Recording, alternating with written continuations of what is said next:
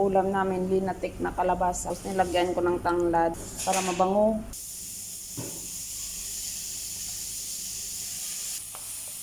Bango siya sa tanglad. Ibigay natin yung gata, be.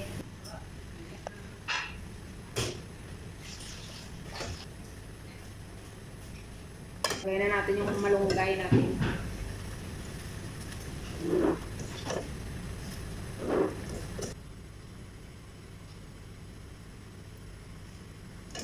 Malunggay na malunggay.